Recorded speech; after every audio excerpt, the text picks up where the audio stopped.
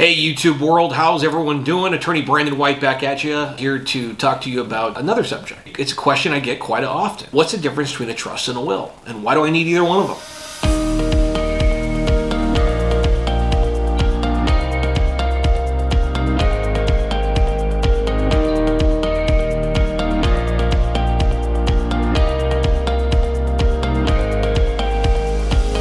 Right? Great question.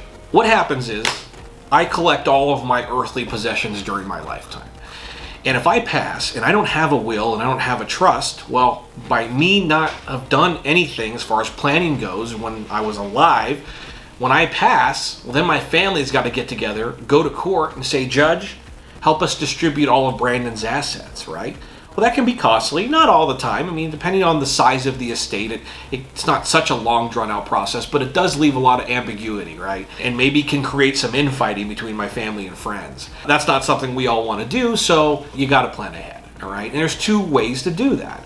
There's a will and a trust, right? So if I pass and I didn't create either one of them, well, my family's got to go to court. Judge has no idea, or the court has no idea of what I want, so he or she's got to work it along with my family, and it may not have been what I really wanted during my life on how everything's to be distributed.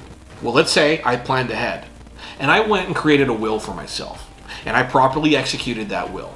Well, now a will is nothing but a set of instructions. So when I pass with a will, my family's still got to go to court, and through that process called probate.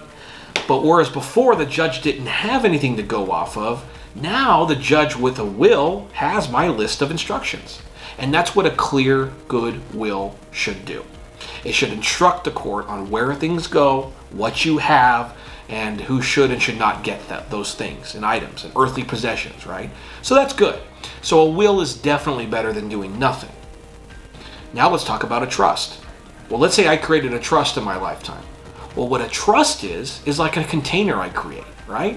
A trust is a revocable, right? So I can change it and do things I want with it.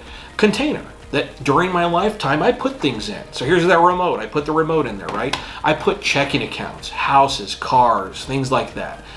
So that when I pass, a good trust that was properly drafted and executed locks. And that's called irrevocable at that point. It locks into place. And it gets distributed exactly how I said so. And that includes me appointing a trustee, someone that's basically in charge, the captain of the ship here, in charge to distribute everything like I said. And because I took the time to create that container when I was alive, and I put those things in the trust, everything's already nice and neat in there. So now my family's just got to go to court and let them know, look, everything is nice and neat in those containers in that trust, and it gets distributed. Talk to anyone in your family or friends that had to deal with a trust on the passing of a loved one, they'll say it was probably one of the easiest things they did.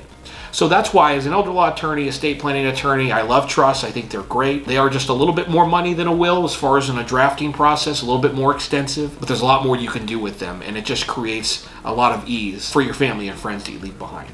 So whether it's a will, a trust, or even powers of attorney, which we'll talk about in another video, we can help. Give our office a call, free consult, no pressure. 866-336-2078 is the number. We're all looking forward to hearing from you.